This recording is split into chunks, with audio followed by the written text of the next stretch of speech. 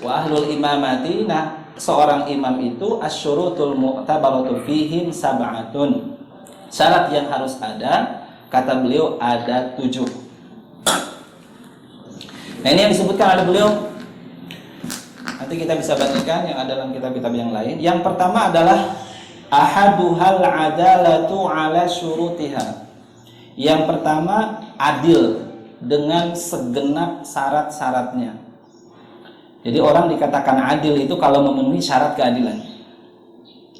Dalam mazhab Syafi'i, nanti adil itu ada istilah adil menurut ahlul hadis, ada adil menurut fuqaha. Kalau ahlul hadis itu adilnya lebih ketat gitu ya.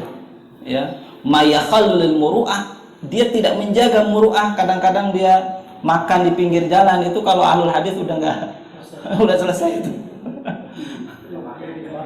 Lebih ketat. Tapi kalau fuqaha, yang di sini kan disebutkan al-adalatu ala syurutihal jami'ah. Keadilan dengan segenap syaratnya. Kalau fuqaha lebih ringan. Mazhab Syafi'i sebetulnya yang paling utama 2. Yang pertama adalah ijtinabul kabair, yang kedua adamul israr ala shaghair. Yang pertama dia tidak melaksanakan kabair. Dosa-dosa besar. Ya.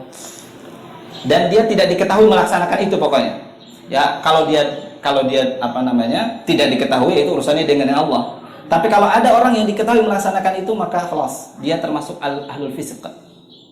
Jadi yang pertama adalah ijtinabul kabair. Ini syarat keadilan. Ijtinab al-kabair, menjauhi ke dosa-dosa besar. Ada az-zina, kemudian aklu malal yatim, kemudian ar-riba, as-sihr, membunuh tanpa sebab, at-tawalli yaumal zahf. Itu dosa besar itu.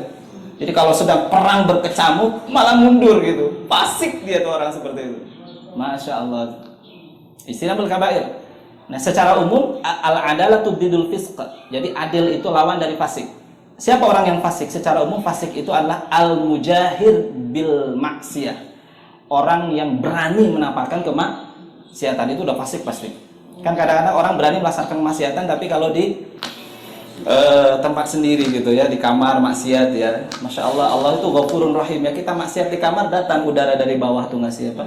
Ngasih udara. Allah Maha Ghafur, Maha Rahim. Tetapi orang yang al-mujahid bi maksiat, kalau maksiat itu bangga gitu ya. Kalau menyampaikan kalimat-kalimat yang nyeleneh itu bangga. Orang seperti orang yang fasik. Kemudian saat berikutnya adalah al-ijtinabul kabair, dan yang kedua adamul israr ala shaghair.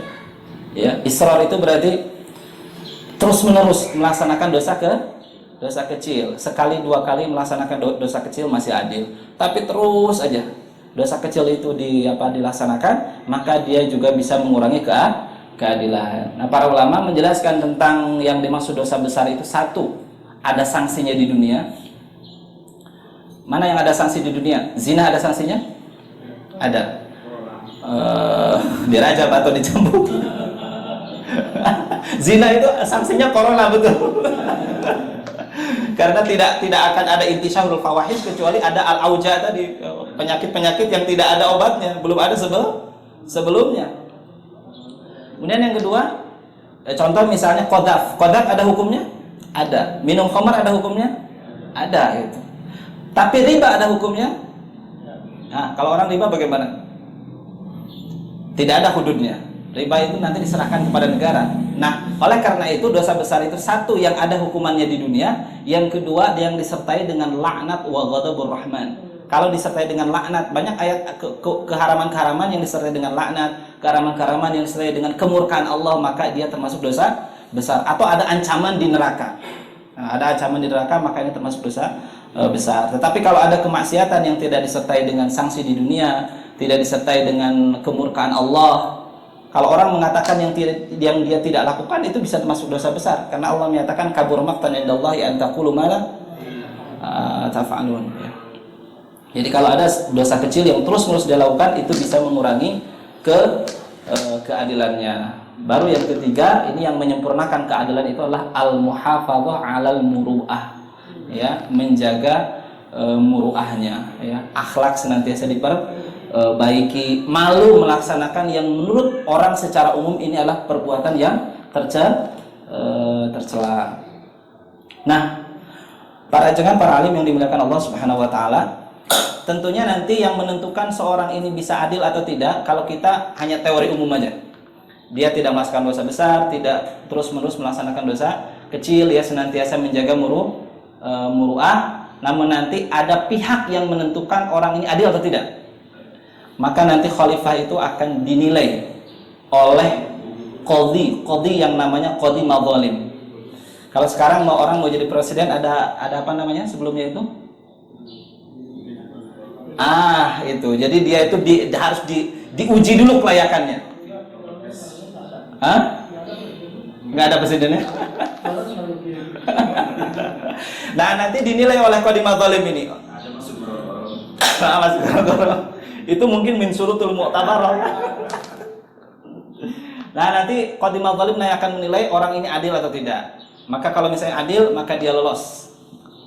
Dia bisa diangkat menjadi seorang khalifah. Jadi al-adalatu ala syurutihal jami'ah, ya. Dia adil dengan segala syaratnya, dan yang paling utama tadi al-ijtinabul kabair wa adamul israr ala as-saghair, ya.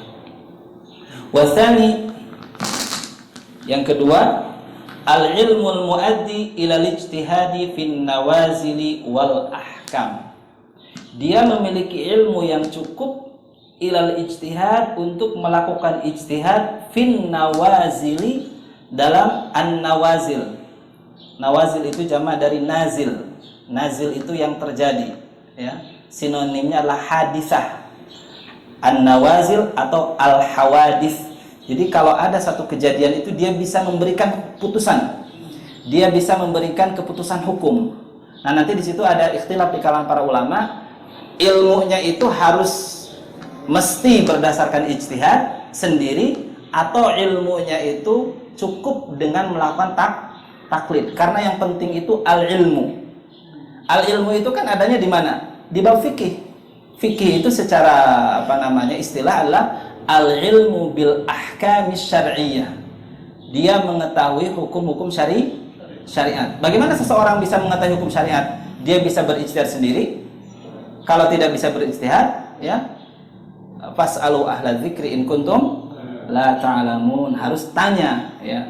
Kalau pada saat dia bertanya, berarti ilmunya itu didapatkan dengan cara bertaklid. Oleh karena itu nanti bab yang al-ilmu muaddi ilal ijtihad itu syarat yang mukhtalaf di tengah-tengah para ulama, apakah khalifah itu harus mujtahid atau cukup tahu. Tahu itu kan tidak harus menjadi seorang mujtahid. Syekh Abdul Qadir Zalum rahimahullah ta'ala, beliau memberikan jalan tengah dengan membagi syarat itu menjadi dua. Yang pertama ada syurut al-in'iqad, syarat yang benar-benar harus ada. Yang kedua disebut syurutil afdoliyah, ya.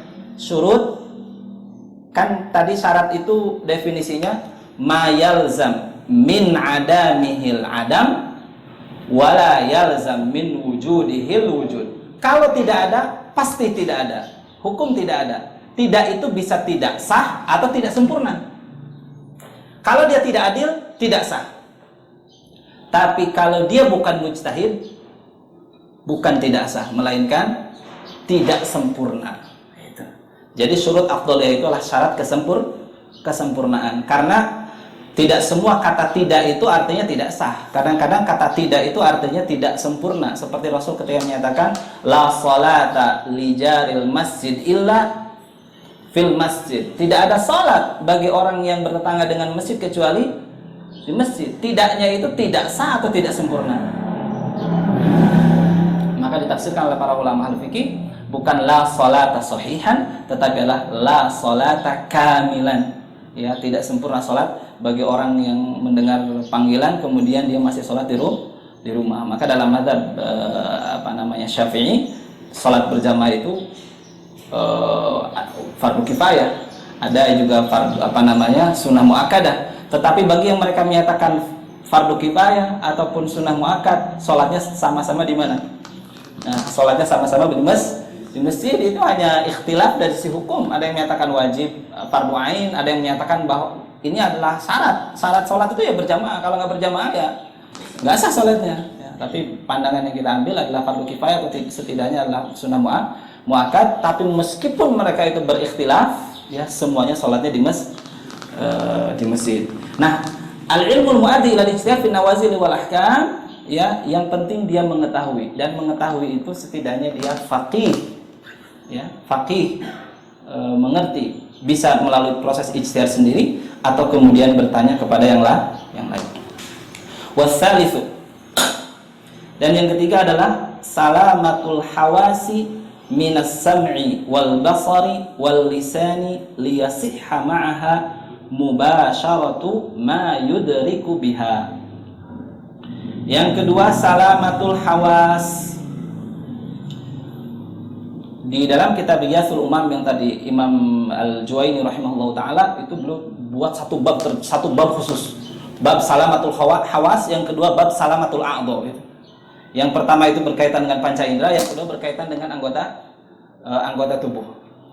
Oleh Syekh Taqwi An-Nabhani rahimahullah taala dan Syekh Abdul Qadir Zallum, itu semua dimasukkan di dalam satu bab al-qudrah. Al-qudrah itu adalah mampu. Orang yang mampu itu yang seperti apa? Nanti tahqiq daripada mampu itu harus dijelaskan. Yang pertama adalah salamatul hawas. Ada panca indera yang memang sangat bertumpu, nggak mungkin seorang khalifah itu melaksanakan tugasnya kalau dia tidak salamah minas sam'i. Berarti pendengarannya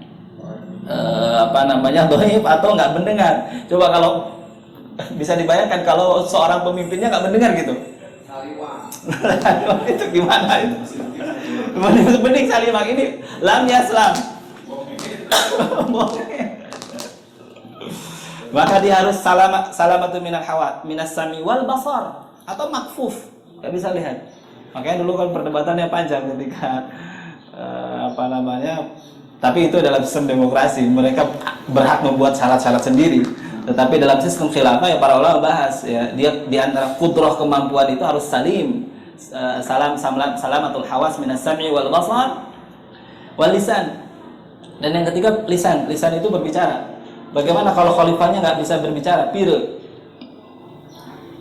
Setiap kali dia akan menginstruksikan satu tugas, nulis gitu ya. Anda hari ini harus melakukan ini. Gitu. Gimana seorang khalifah itu tugasnya itu kan tanfirul jihad.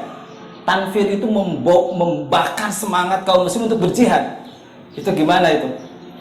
Kalau